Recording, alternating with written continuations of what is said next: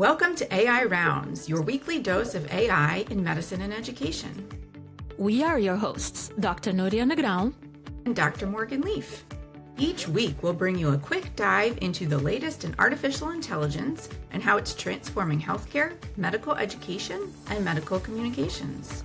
From the tools changing how we teach, learn, and write, to breakthroughs shaping patient care.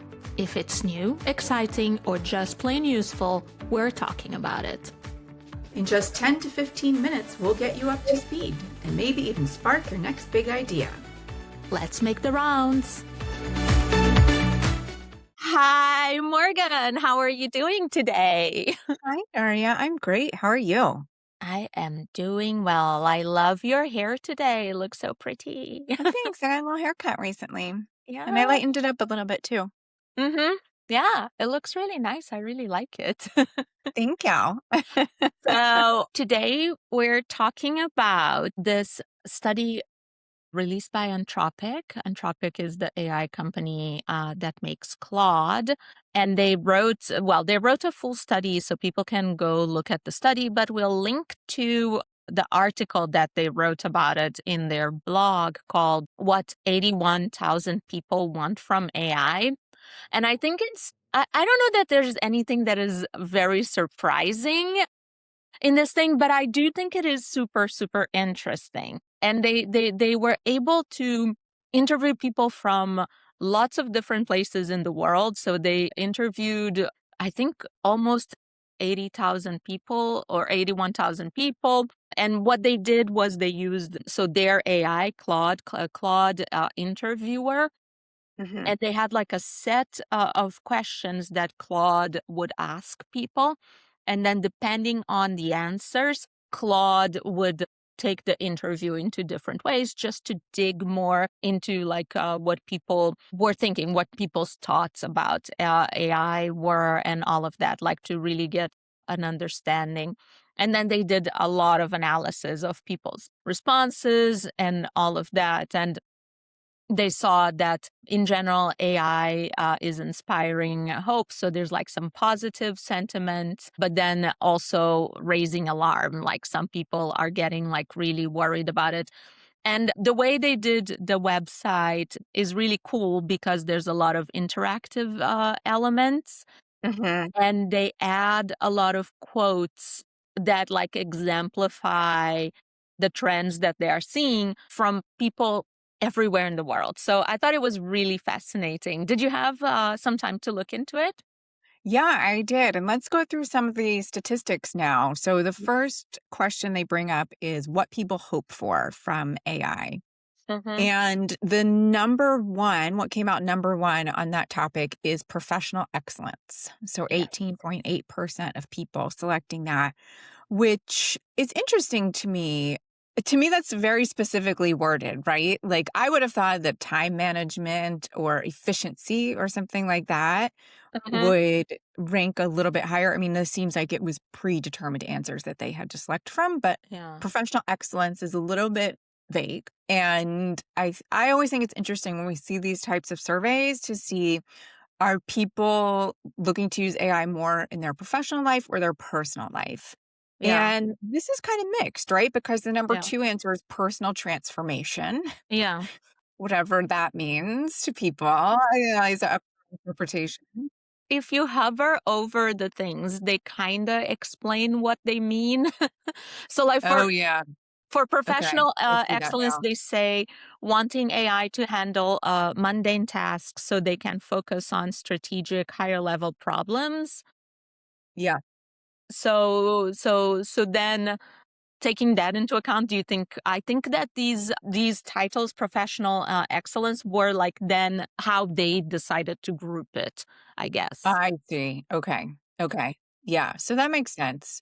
It's really striking to me that personal transformation is second. And again, Yeah. it's only 13.7% of people. Mm-hmm. To me, that's the most risky side of AI right now, right? Like using it as a coach, using it as a therapist, I think is such a bigger unknown Yeah. than using it professionally to complete tasks or do research or something. So like That raises alarm bells. I mean, coming in at number 6 is societal transformation, right? Yeah. Solve major social challenges such as poverty, disease, climate inequality using AI for broad human flourishing rather than personal gain. I hope I would love that. Yeah. I agree. If this is what you're hoping for, Yeah. great. Yeah. And the quote for that one for societal transformation is from a software engineer in Poland who said, given my daughter's neural disorder, she would have equal chances in the world if AI acceleration contributes to finding a cure. That's what matters most to me. That's great. I mean, I hope that's true. And not only that, but also can it be used in some capacity to level the playing field for folks with disabilities, right? Mm-hmm. I hope that's true. So interesting there. And then the next question goes into some more concrete things. Where has AI delivered on their vision? And the number one answer we're seeing here is productivity, 32%. Yeah. Makes sense. But then the number two answer is AI hasn't delivered. And I love this quote from someone in Germany. I say something similar to this every now and then. AI should be cleaning windows and emptying the dishwasher so I can paint and write poetry. Right now is exactly the other way around. Oh my gosh, that's so perfect. That absolutely encapsulates it, right? Yes, I love it. I really do love that quote. I've been thinking so much more lately about how I can get AI to do the dishes and the cleaning of Yeah, my intellectual work, like of my work on the computer, right? Because we still yeah. robots. Well, one could argue that the dishwasher is a dishwashing robot, and it is, but I still need to load it and I unload know. it. It's true. Everyone out there who doesn't have a dishwasher is like, you guys can shut up. I'm hand washing my dishes. But I love those memes on Instagram with Hmm. moms like doing laundry and doing all the things that moms typically do rather than dads. It says, when is AI coming for my job? I mean, Yeah, I feel that. I feel yeah. that. One thing that I thought was interesting about this was that emotional support is the last one with only Mhm. 6.1%. So this is again what people think that AI has delivered on. So the question was, has AI ever taken a step towards that vision for you, right? The Mhm. vision of what you wanted AI to do. And Yeah. in the emotional support, the quote is from someone here in the US who said, my mother sees AI as a friend. She stopped being conflictive, became more peaceful, started running, painting, dancing with other people. I think AI had a lot to do with this. And that sounds awesome. I agree. It is not all bad on the personal level. Yeah. I think I'm just more cautious about it on that level because I think, especially for people who are feeling emotionally vulnerable, Yeah. I do worry about that, but there is a good side to it. I've seen a lot of sort of news stories about people coming up with ways for AI to be used in nursing homes Yeah. and places with older folks because we know loneliness is such a big issue in the older generation. So, yeah, I mean, I Yeah. fully support that. I think it's great. Yeah. But it's interesting to me. So, because a few months ago, like, I want to say, like, e- even like 6 months ago, if you looked at like what are the top use cases for AI, they would say that it's the emotional support. That's what all of the news articles seem to indicate. But then this one puts emotional support the side of more personal relationship with AI as actually not the top use case. And honestly, this is more what my intuition is that people are not using it that much for emotional support, I that agree. people start using it for like work or art type or like fun type things and only reach to it as like a friend or companion much later or only like Mhm. very few people do that. And this like goes more with my intuition. So I was surprised with this, but I was like, oh, okay, so maybe I'm not insane when I think I don't see that many people using AI for companionship. Do you know anyone that does? I don't, but I also wonder how much that varies by country. And since this Uh-huh. is a worldwide study, I Yeah. think it probably is very different from country to country. And I also wonder if younger people are using it more for that, because at least in this country, younger people are much worse off financially than people our age and older. And the idea of paying for therapists is out of reach for a lot of them, but they're Mm-hmm. also kind of more open to things like that. So it might just be that we aren't in contact with the right demographic to know what's going on Yeah. here. But yeah, I do wonder about different, countries and stuff. All right. Moving on to what people worry about. So the question Yes. was, are there any ways in which AI could be developed that would be contrary to your vision or what you would value? I actually like the way they phrase these questions a lot. Mhm. Yeah, I agree. And the top concern was unreliability, concern about hallucinations, inaccuracy, fake citation, verification burden, defeating the purpose. And the quote is so emblematic. I had to take photos to convince the AI it was wrong. It felt Right. like talking to a person who wouldn't admit their mistake. And what I see in this list of what people worry about is it's very reflective of what we hear when we go to our meetings, right? Like unreliability, jobs, autonomy. I'm Yeah. not worried about cognitive atrophy. And that's fine with me. Let my brain shrivel up a little bit if AI could do my work. But governance, misinformation, surveillance, and privacy, like this is what we talk about Hmm. every year at our meetings. So this all really, I think, rings true, don't you Yeah. think? Yeah, yeah, I think so. Like, yeah, I hear about this all of the time.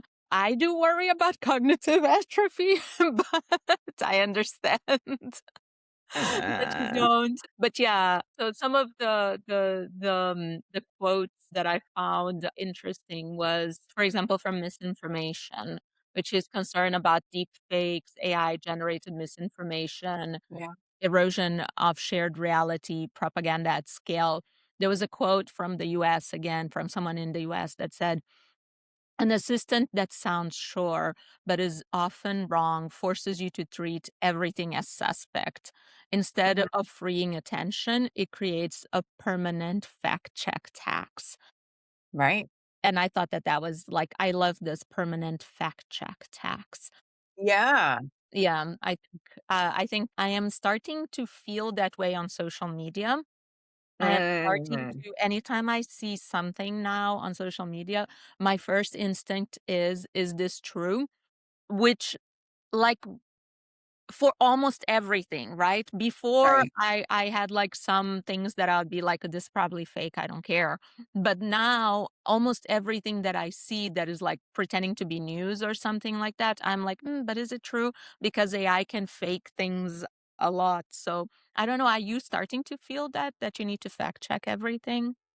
I personally on social media only follow like very reputable news outlets. Okay. So I have cut out a lot of places that have it's just there I don't follow the New York Times. Mhm, So like, I try and eliminate those from the mhm, get-go and I feel pretty confident in the ones that I follow, but I do agree with you about that being a concern and also, for folks who are listening who have kids who are getting on social media as teenagers, mhm, I can't think of a more important thing to talk to your kids about. Because oh my gosh, like, the things my nephew believes, like, my sister will text me, like, "Can you please tell him that you can't drink raw milk?" mhm. And, all these things that people that the especially younger folks just Yeah, believe because they're on social media. yeah, So, yeah, absolutely. yeah. Absolutely. So, what do you think our, scientific, technical, medical writing audience can take away from this survey? I feel like in general, all people can come here and come get a little bit of validation Mhm. that other humans in the world are feeling the same way when you're feeling positive, whether you're feeling positive or negative about AI. And I think that that is important so you don't feel alone, especially if everyone else around you feels the opposite way from the way you feel. Yeah. But then, in general, going back to what we talk about often is that everything has a good side and a bad side. Yeah. So almost like AI is values neutral. And I know that this is not absolutely true, but in a sense, AI is values neutral. And what matters is how you use it. Hmm. Like a car is can be a tool to help you take your kids to school or drive yourself to school, or it can be a killing machine. It really depends on how you use it. So I think that that is important, and that as with all technology, there are positive and negative aspects to it. What about you? What did you take away? Yeah, I agree. I think this is the point we try to keep driving home on this podcast is that we need to approach AI with nuance. There's still people out there who want to talk about in absolutes, like it's great or it's terrible. And we still have clients who say you can't use AI, which is just sort of like an absolute that doesn't really serve anyone. Mhm. So getting into these nuances and seeing how other people feel, I agree, is validating. And to me, it's just kind of interesting as a scientist because I want to see how this changes over time. I hope this isn't the only time that they do this because I want to see how people change, especially based on how AI changes. You know, Mhm. we've said this before. Something we say today can already be inaccurate by next week because things are changing so fast. So, how does that reflect in public opinion? I think is really interesting. Yeah, I agree with you. Mm, All yes. right. I think we got another episode in the books. Love Thank it. Thank you. you. Have a good day. You too. Bye.